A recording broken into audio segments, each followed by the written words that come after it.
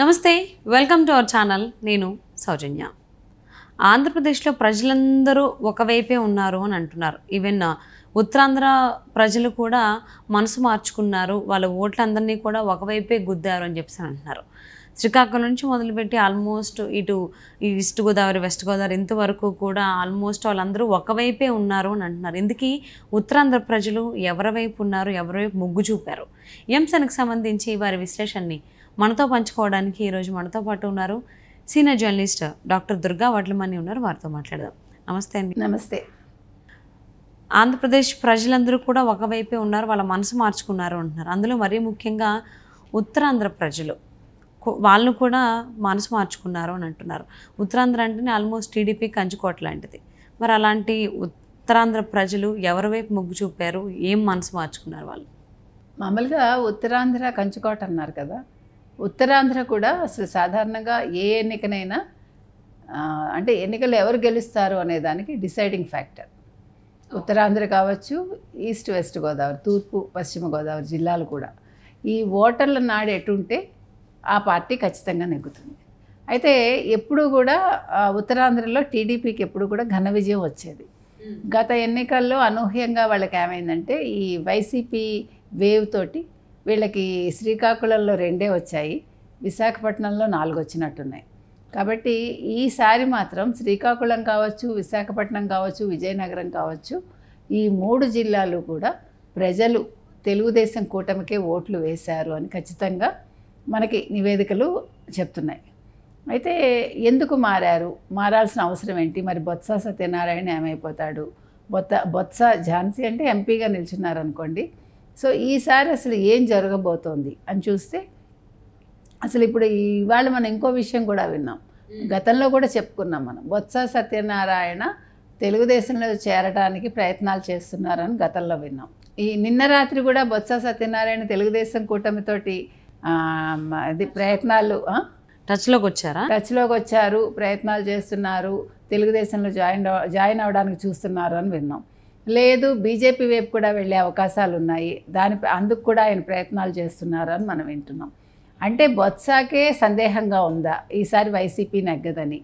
ఎందుకంటే ఒక బొత్స లాంటి వాళ్ళు ఏం మాట్లాడినా అర్థం కాకపోయినా బతక నేర్చిన వాళ్ళు, ఎలా సంపాదించుకోవాలో తెలిసిన వ్యక్తి, అతను ఉత్తరాంధ్రని తన చేతిలో పెట్టుకోవాలని ఎప్పటి నుంచో ట్రై చేస్తున్నాడు, పెట్టుకున్నట్టుగా మనకు వార్తలు వచ్చాయి. మరి అటువంటి బొత్స కూడా ఇటువైపు రావాలి అనుకున్నప్పుడు ప్రజల నాడి ఎటువైపు ఉంది మనకు ఖచ్చితంగా అర్థమవుతుంది. సో ఉత్తరాంధ్ర ప్రజలు ఎప్పుడు కూడా తెలివైన వాళ్ళు అంటారు, వాళ్ళు నిర్ణయం కూడా చాలా సరిగా తీసుకుంటారు, ఏం తీసుకున్నా అనేది కూడా ఒక నానుడు ఉంది మనకి. కాబట్టి అటువంటి ఉత్తరాంధ్ర ప్రజలు ఈసారి తెలుగుదేశం కూటమికే వేశారు.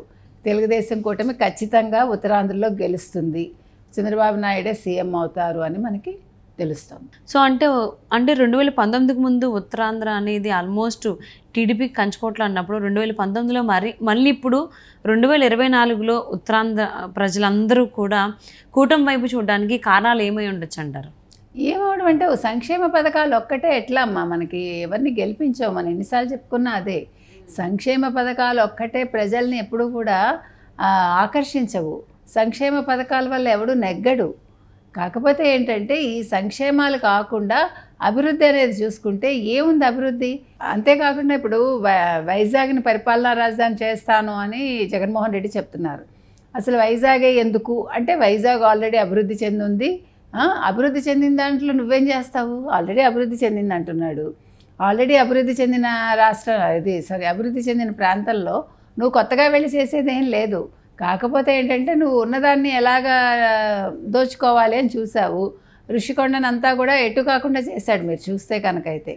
అక్కడ తన భవనాలు కట్టించుకున్నాడు కదా, ఎన్ని వేల కోట్లు, 450,000 కోట్లు, 450 కోట్లు. అంటే ఓన్లీ కమోడే 25 లక్షలు అంట.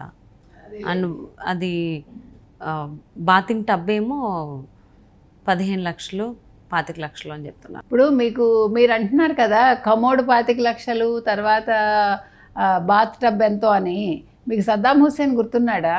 సద్దాం హుస్సేన్ గారు బాత్రూము అంత బంగారం, ఎస్పెషల్లీ ఆయన కమోడే బంగారంతో ఉండేది. ఏమయ్యాడు లాస్ట్కి, ఎట్లా చచ్చిపోయాడు?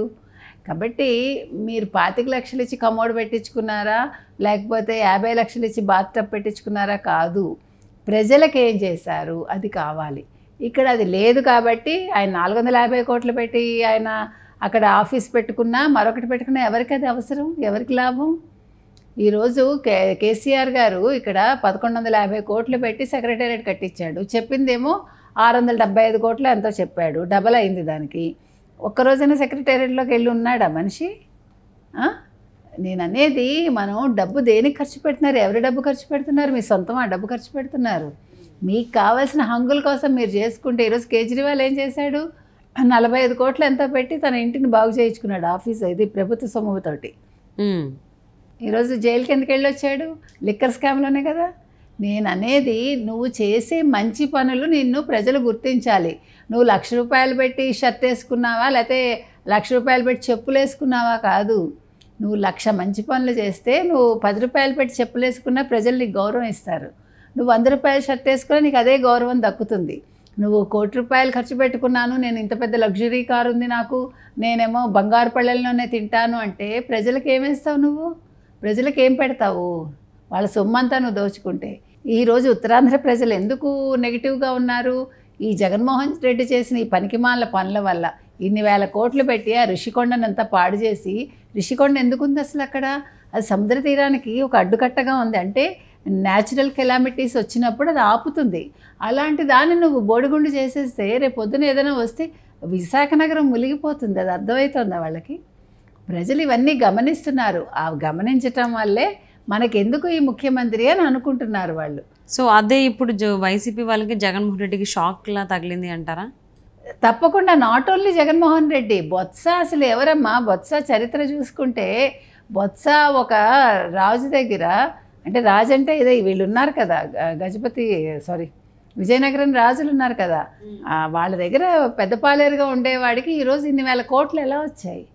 అసలు మనం ఒక్కొక్కరి చరిత్ర వెనక్కి తిరిగి చూసుకుంటే జగన్మోహన్ రెడ్డికి ఏముంది అసలు? ఎన్ని డొల్ల కంపెనీలతో, షెల్ కంపెనీలతో ఆయన తెచ్చుకున్నాడు ఇంత డబ్బు. ఈరోజు ఈడీ కేసులు ఎందుకున్నాయి?